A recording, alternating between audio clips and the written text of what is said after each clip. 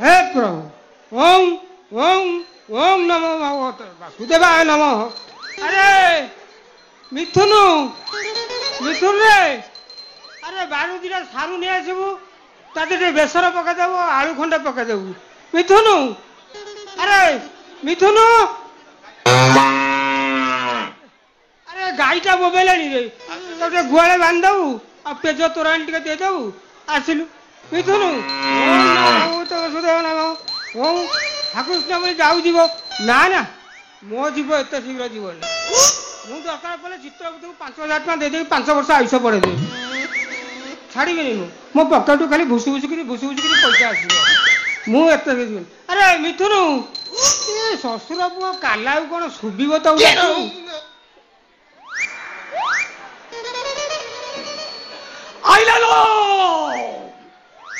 Bengal tiger disco dancer मेदन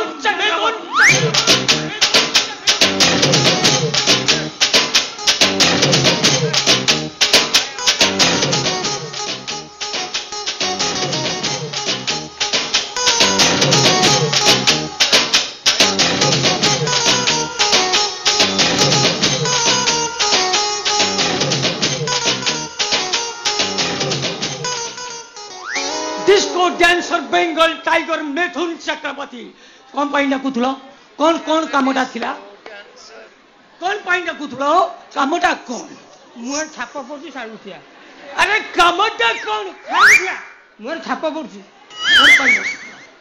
अनानी बाडे भी तो गोड़ गंठी फटे देवी चिंचु मत कि डिस्को डांसर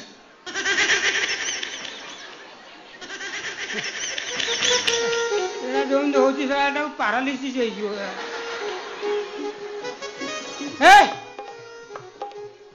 अरे शशुर पुआ तो कही बाड़ू सारू आने आणिलु चारू हाँ चारू नुहे से चारू लता हसिले झरई गज मुकुता रूपसी राधिका अलसी कन्या हसिले से झरई बन्या रूपराई जर राजकुमारी तेरे छी नजर सरू चाही तो शशुर पुओ कहले होनी तू कौन जो मो पुअर मामू ते कही जो सारू आने तू आनुनु तमें हे तुम वंश बुनियादी किए कविता पढ़ी सब कविता को तू फेंटा फेंटी कर पूरा पी देचु खाइचु दिन को 4 पखाल तमें खाऊच मत कौन खाइबा को दौच कि बासी रुटी खाई खाई मो अवस्था कौन हलानी देखिल कौन हलानी मो अवस्था खोलना खोलना कौन हलानी खोलना ये बटम छिंडी जीव खोलना तू कौन कहू कौन है कौन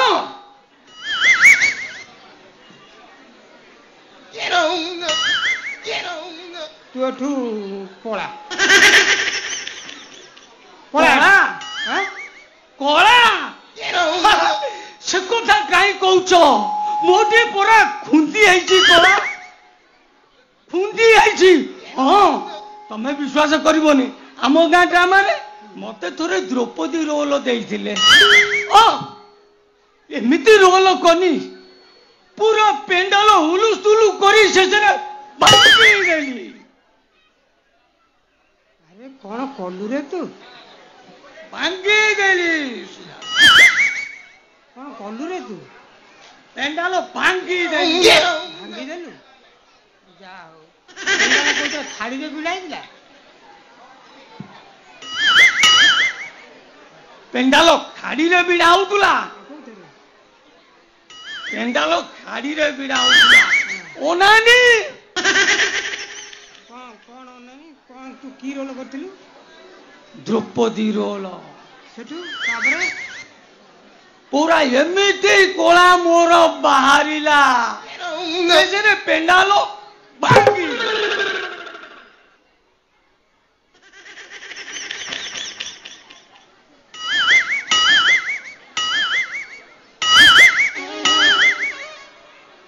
কি କଳା ବାହାରିଲା? ଦ୍ରୌପଦୀ ରୋଲ କରିଛି। କଣ ତ ରୋଲଟା ଥିଲା? ଦ୍ରୌପଦୀ ବା। ହଁ ଦ୍ରୌପଦୀ। ହଁ କଣ ତୁ ଦ୍ରୌପଦୀ ରୋଲ କରିଥିଲୁ? ହଁ ସେ କଣ କଲୁ? ରୋଲ କୋନି ଏମିତି କୋଲି ଯେ ଏକା ଦେଖିଆ କରିଥିଲୁ ଗୋଟେ ସିନ୍ କର ଦେଖିଆ। କରିବି ତ। ହଁ ହଉ ଦେଖିବ। ହଉ ତମେ ଦେବର ଦୁଶାସନ ସାଜି ଥରେ ଆସି ମୋ ଗାଲକୁ ଟଚ୍ କର, ଦେଖିବା କେମିତି କଳା ପଡି ଯାଉଛି। ଆରେ ଆସ ଟଚ୍ କର, ଆରେ ଆସ ଟଚ୍ କର, ଆରେ ଆସ।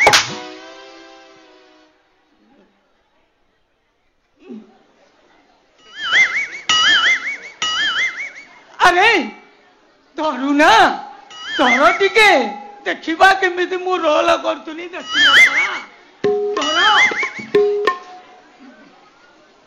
କହିଲ ତ। ହଉ ମୁଁ ଦ୍ରୌପଦୀ, ତମେ ଦୁଃଶାସନ। କରୁଛି ମିନତି ଏନାରଙ୍ଗପତି ଜ୍ଞାନ ବାରେ ମୋ ପ୍ରାର୍ଥନା।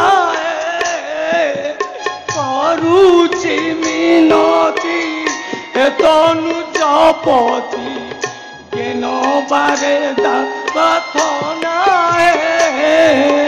କରୁଛି ମିନତି ମନପତି ଜ୍ଞାନ ବାରେ ମୋ ପ୍ରାର୍ଥନା। হে মাধব, হে কেশব, এই দাসীর আজ তুমি ইজ্জত রখো প্রভু, ইজ্জত রখো, ইনলে দুসা ছাড়িব নেই।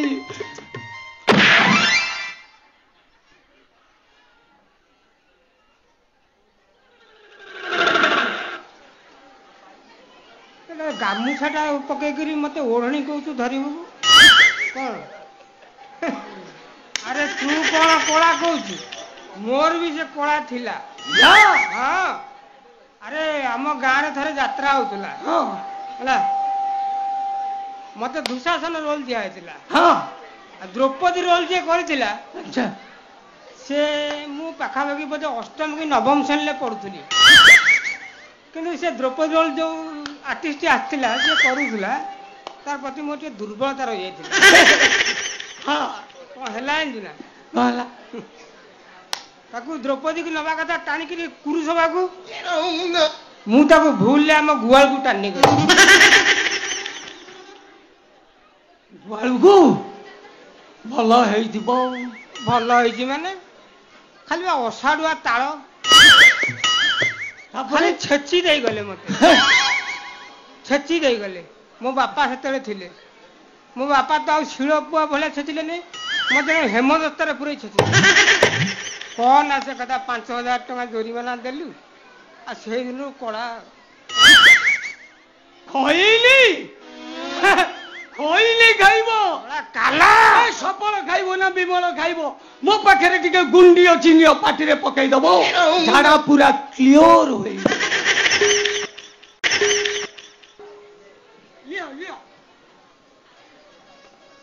ଦେଖା ଦେଖା ଜୀବନରେ ପକେଇଛୁ।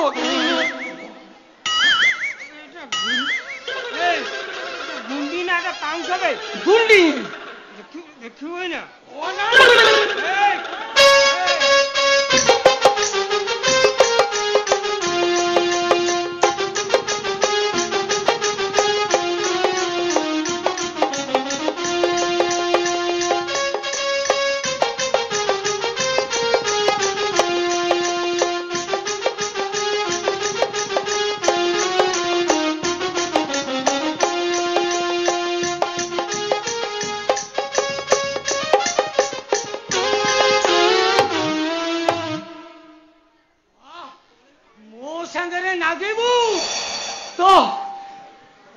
ঠিক କରିଦେମି। ଚିହ୍ନିନୁ ମତେ?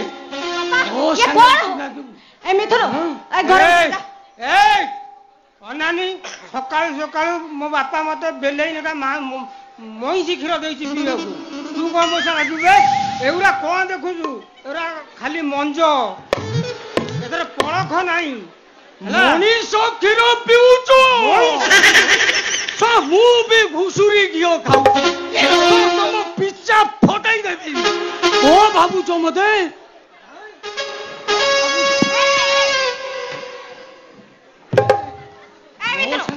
ଘର ଭିତରକୁ ଯା। ମିଥୁନ, ଆରେ ଘର ଭିତରକୁ ଯା।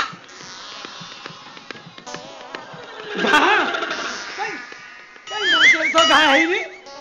ହଁ, 5 ବର୍ଷ ତଳେ ମୋର ଅଜାଗାର ଗୋଟେ ଘା ହେଇଥିଲା। ବାବୁ ପଇସା ଦେଲେ, ମେଡିକାଲ ଗଲି, ଚାଞ୍ଚି ଦେନି, ଆଉ ହେଇନି।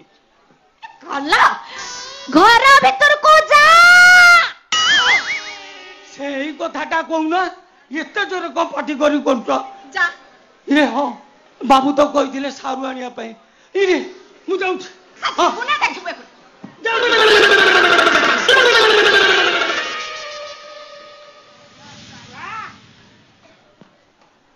କାଲା କଣ କହିବି? କୁଆଡେ କୁଆଡେ ଯାଉଛୁ? କାଇଁ ହେଇ ଚୈତା ଭାଇ ଘରକୁ ଯାଉଛି। ତତେ ମୁଁ କେତେ ଥର ମନା କରିଛି ସେ ଗୋଛାଏ ତ ସାଇକି ତୁ ଯିବୁନି ବୋଲି। କଣ ପାଇଁ ଯାଉଛୁ? କଣ କହିଲ? ତାଙ୍କ ଘରକୁ ଯିବିନି? ନା। ହେଲେ କାହିଁକି ଯିବିନି? ଆରେ ବୁଝିପାରୁନୁ, ଆମେ ହେଲେ ବ୍ରାହ୍ମଣ ଲୋକ। ଆମେ ସେ ଗୋଛାତ ସାହି ଗଲେ ଆମେ ଜାତିରୁ ବାଛନ୍ଦ ହେଇଯିବା। ଆଚ୍ଛା, ହଁ, ଗୋଛାଇତରୁ ବାଛନ୍ଦ ହେଇଯିବା। ହଁ ବୁଝିଲ ବାପା, ତମ ବ୍ରାହ୍ମଣ ଶାସନରେ କିଛି ଜାତି ବୋଲି ଅଛି?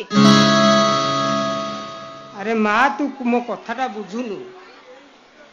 ସେ ଦିନା ଗୋଛାତ ପୁଅ ଯୋଉ କହନ୍ତା ନା ଚିନୁ ନା କଣ, ହଁ, ତାକୁ ତୁ ଭଲ ପାଇ ଠିକ କରୁନୁ।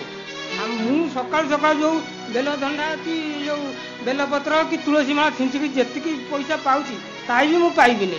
କଣ ଲାଭ ପାଇବୁ ତୁ ମା? ଆଉ ମତେ ସେ ସବୁ ଶୁଣାନା। କହିଲା ଦେଖି, ତମ ଏଇ ବ୍ରାହ୍ମଣ ଶାସନରେ କିଛି ଜାତି ବୋଲି ଅଛି? ରାତି ହେଲେ ପରା ସେ ମଦ ମାଂସ ଖାଉଛନ୍ତି, ଆଉ ସକାଳ ହେଲେ ମୁଣ୍ଡରେ ଚିତା ଚୈତନ ପକେଇ, ବେକରେ ତୁଳସୀ ମାଳା ପକେଇ ହରିଓಂ ହରିଓಂ ଜପୁଛନ୍ତି। କହିଲେ କଣ ନା ବଡ ପଣ୍ଡା ବୋଲଉଛନ୍ତି। ଆଉ ଶୁଣ ବାପା, ମୁଁ ସଫା ସଫା କହିଦଉଛି, ମୁଁ ଚିନୁ ଭାଇ କି ହିଁ ବାହା। ତୁ ଚିନୁକୁ ବାହା ହେଇପାରିବୁନି। କଣ କହିଲ? ତୁ ଚିନୁକୁ ବାହା ହେଇପାରିବୁନି। ମୁଁ ଚିନୁ ଭାଇ କି ବାହା ହେବିନି? ନା। ମୁଁ ତମକୁ ସଫା ସଫା କହିଦଉଛି, ତମେ ଯଦି ଚିନୁ ଭାଇ ସହିତ ମତେ ବାହା ନଥବ, ତାହେଲେ ମୁଁ ଚିନୁ ଭାଇ ସହିତ ନେଇକି କୁଆଡେ ପଳେଇବି। ମୁଁ ତ ବାହାଘର ସେ କେଶବ ବଡ ପଣ୍ଡା ପୁଅ ନନ୍ଦଲାଲ ସହିତ ଠିକ କରିସାରିଛି। ସେଇଠିକି ତୁ ତାକୁ ହିଁ ବାହା ହବୁ। ଆଚ୍ଛା, ମୋଟରୁ ବାହା ହେବିନି। ମୋଟରୁ ବାହା ହବୁନୁ?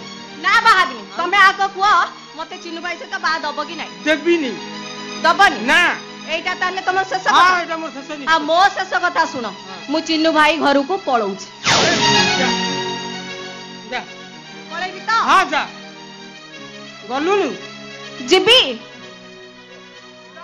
ହେଇ ବାପା ଗଲି। ଯାଉନୁ? ଆଉ ଗଲି କଣ, ଠିଆ ହେଇଛୁ, ଯାଉନୁ? ଯା। ହେ ବାପା, ମୁଁ ତାଙ୍କ ଘରକୁ ଚାଲି ଯିବି? ତତେ ବା କହିଲି ତୁ ଯା। ଯା। ଆଚ୍ଛା, ତମେ ମତେ ଟଙ୍କା ଦବନି, ଏଇ କଥା ତ? ମୁଁ ଜାଣିଛି ବାପା, ତମେ ମୋ ବାହାଘର କରିବା ପାଇଁ ଟଙ୍କାଟେ ବି ଖର୍ଚ୍ଚ କରିପାରିବନି। ଆଉ ସେଇଥିପାଇଁ ମୁଁ ନିଷ୍ପତ୍ତି ନେଇଛି ଚିନୁ ଭାଇ ଘରକୁ ଚାଲିଯିବି। ଚାଲିଯିବୁ? ହଁ। ଯା। ହେଇ ଗଲି। ଯାଇନୁ, ରହିଛୁ କାହିଁକି? ଯା। ତମେ ମୋ ବାପା, କଞ୍ଜୁସ ବୁଢା।